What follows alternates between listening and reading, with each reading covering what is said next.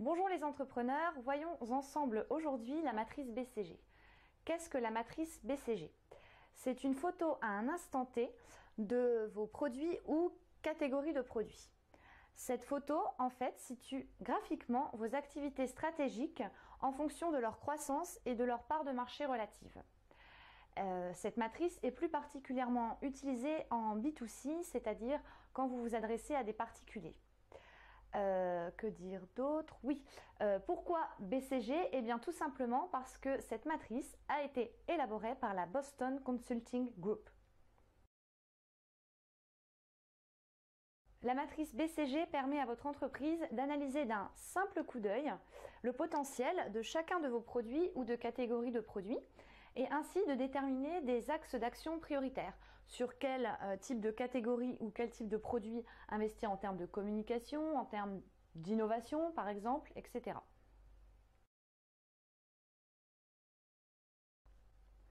Comment vous y prendre? Eh bien, c'est très simple. Pour vous l'expliquer, je vais prendre l'exemple d'une société spécialisée en appareils audio-vidéo.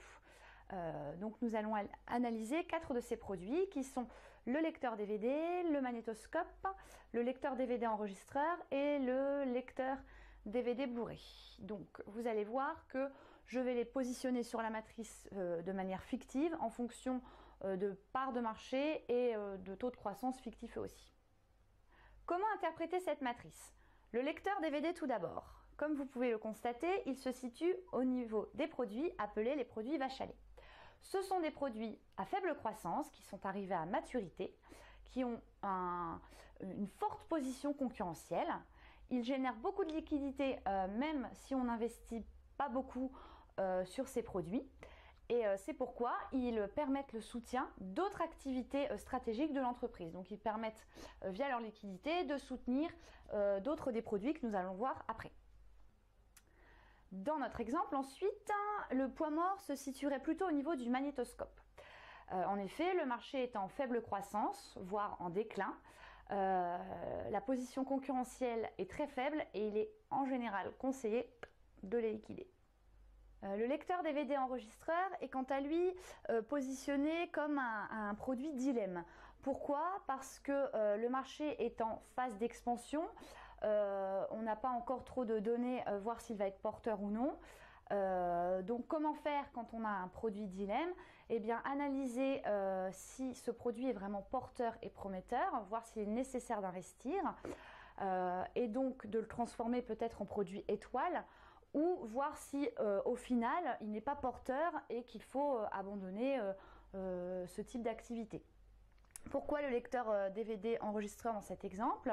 Il était en phase d'expansion il y a encore très peu de temps, mais c'est vrai qu'aujourd'hui les fournisseurs d'accès à Internet fournissant beaucoup de services dont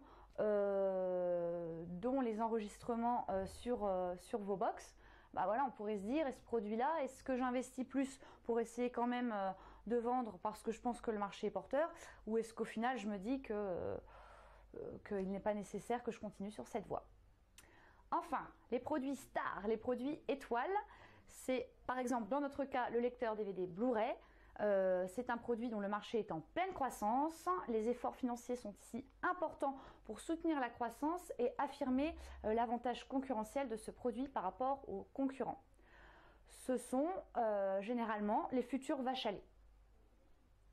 Alors, ce qui est généralement recommandé, c'est de rentabiliser les produits vaches à lait, d'abandonner ou de maintenir sans investissement les produits poids mort, d'investir un peu plus, de catégoriser de nouveau ou encore d'abandonner les produits dilemme, et enfin de maintenir la position dominante des produits étoiles. Une fois votre analyse terminée, il convient de fixer la stratégie, les objectifs et les budgets associés à chaque produit ou catégorie de produits. Attention toutefois en utilisant cette matrice, en effet, les synergies entre différents portefeuilles de produits de votre entreprise ou de votre marque ne sont pas possibles au sein de cette matrice. De même, les facteurs croissance et part de marché ne se suffisent pas toujours à eux-mêmes. Voilà les entrepreneurs, c'est fini pour aujourd'hui. N'oubliez pas, comme d'habitude, que ce tuto a pour but de vous initier à la démarche marketing et que par conséquent, il n'est pas complet. Donc si vous avez des questions ou besoin d'une presta, appelez-moi ou postez vos petits coms en dessous de la vidéo. Voilà, que dire d'autre, je m'étais habillée pour l'occasion parce que c'est bientôt la Saint-Valentin et juste pour vous rappeler de ne pas oublier vos compagnes et compagnons mardi prochain. Voilà, à jeudi!